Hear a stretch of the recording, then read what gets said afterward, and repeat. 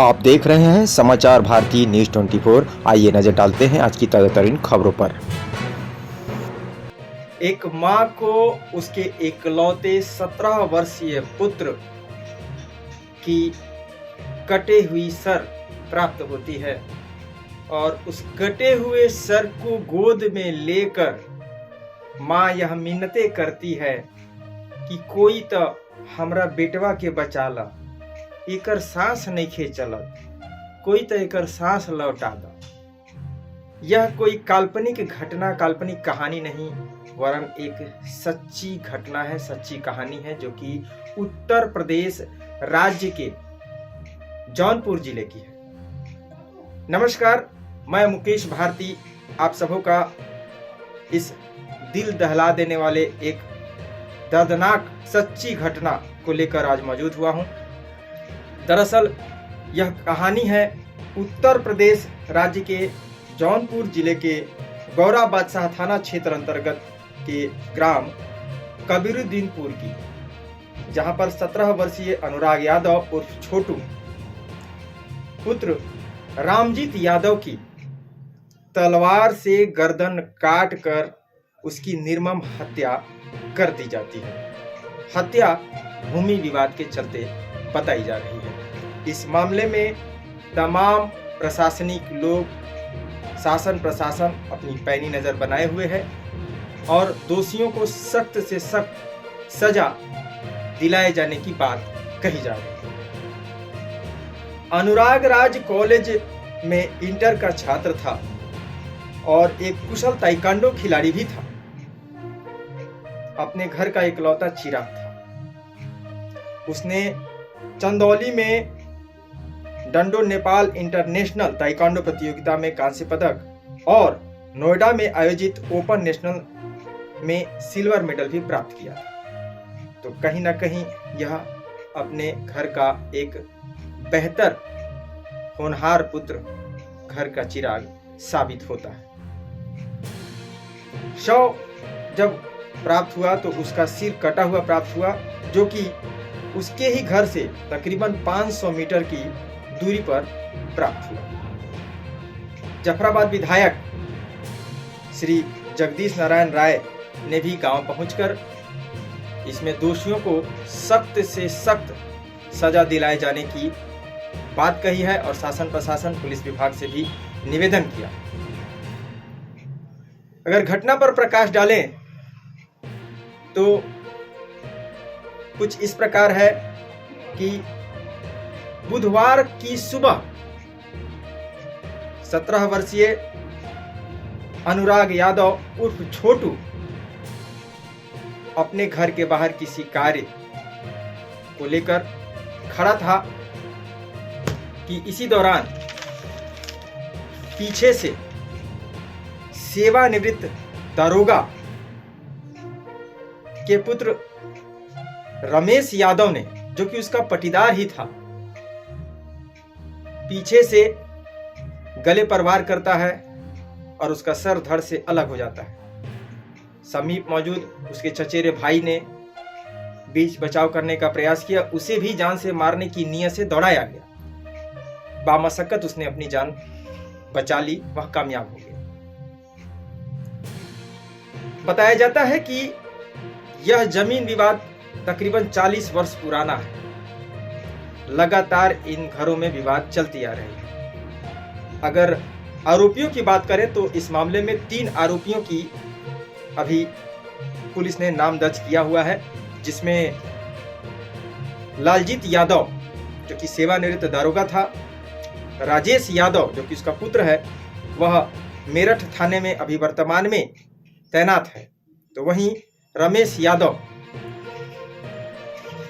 भी उसका पुत्र है और वह भी रमेश यादव लालजीत का पुत्र है, जो कि इसमें मुख्य आरोपी बताया जा रहा है। तो वहीं इस मामले की गंभीरता को देखते हुए वर्तमान कलेक्टर डीएम ने भूमि विवाद प्रकरण की एडीएम राम अक्षरबन चौहान से जांच कर 3 दिनों में रिपोर्ट मांगी है। वर्तमान में इस गांव में मातम का एक शोक की लहर व्याप्त है। लोगों में आरोपियों के विरुद्ध आक्रोश व्याप्त है कि एक 17 वर्षीय किशोर की इस तरह से निर्मम हत्या कर दी जाती है और अपराधी वहां से फरार हो जाते हैं। स्थानीय लोगों का यह भी कहना है कि इस मामले में दोषियों के विरुद्ध सख्त कार्रवाई की जाए और उनके विरुद्ध आजीवन कारावास से लेकर फांसी तक दी जाए, क्योंकि वह एक जघन्य अपराध है और अनुराग उर्फ छोटू अपने घर का इकलौता चिराग भी था। दूसरा चीज स्थानीय लोगों का, गांव वासियों की यदि माने तो उनका कहना है कि इतने वर्ष पुराने इस विवाद पर यदि शासन प्रशासन ने अपनी ठोस कोई पूर्व में भी कार्रवाई कर दी होती, पूर्व में ही अगर कोई ठोस कदम उठा लिया जाता, तो कहीं ना कहीं आज जो यह बड़ी घटना, निर्मम हत्या, जघन्य अपराध जो है उत्तर प्रदेश के जौनपुर जिले में जो सामने आई है, वह कहीं ना कहीं शायद इससे बचा जा सकता था। पुलिस और राजस्व के मध्य ऐसे कई जमीन विवाद के मामले हैं जिसमें आज भी लोग पीस कर रह जा रहे हैं, जिन्हें इंसाफ नहीं मिल रहा है। हमने अपना नंबर प्रकाशित किया हुआ है, इन नंबरों पर आप कॉल करके हमें सूचित कर सकते हैं। आपके जमीन विवाद को हम प्रमुखता से स्पॉट पर पहुंचकर जमीनी स्तर पर वहां पर आकर, आपके समीप आकर उस चीज को दिखाएंगे और शासन प्रशासन तक, वहां तक इस बात को पहुंचाएंगे ताकि आपको इंसाफ मिल सके। बहरहाल इस मामले में जल्द से जल्द फास्ट ट्रैक कोर्ट बिठाकर इसमें फैसला लिए जाने की भी बात कही जा रही है, ताकि दोषियों को जल्द से जल्द सजा मिल सके। लोगों ने तो यह भी कहा है कि ऐसी निर्मम हत्या और हत्यारों पर दोष सिद्ध हो जाने पर उन्हें फांसी की सजा दी जाए।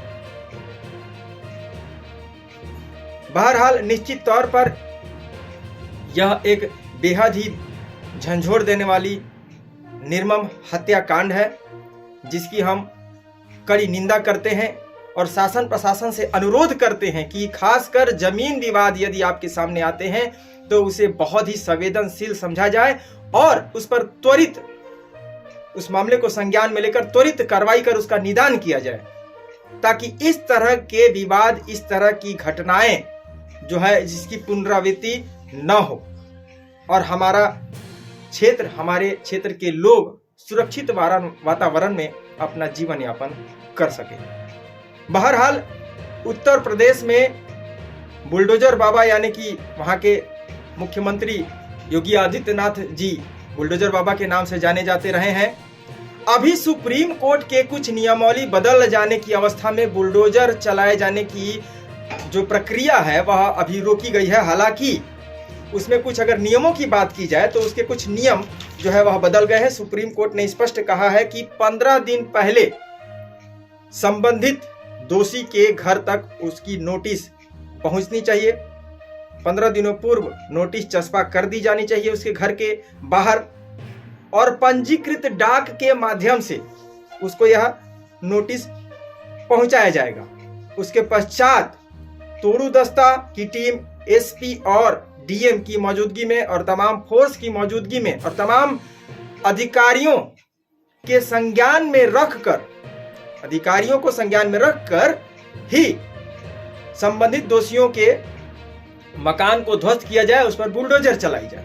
बुलडोजर चलाए जाने पर सुप्रीम कोर्ट ने एक और आदेश पारित किया जो कि नया था और वह यह था कि यदि दोषी शासकीय भूमि पर, गर्मजरुआ जमीन पर किसी प्रकार का भवन बनाया है तब उसे तोड़ दिया जाए, किंतु यदि रजिस्ट्री जमीन है, उसकी किसकारी जमीन है, निजी जमीन हो जाती है, उस पर अगर मकान बने हैं तो उसे तोड़ा नहीं जाएगा। यह सारे नियम सुप्रीम कोर्ट के कुछ अभी बने हैं और यह नियम सिर्फ उत्तर प्रदेश के ही लिए नहीं, पूरे भारतवर्ष के लिए यह कानून बना। आशा है मित्रों इस खबर को आपने पूरा देखा होगा।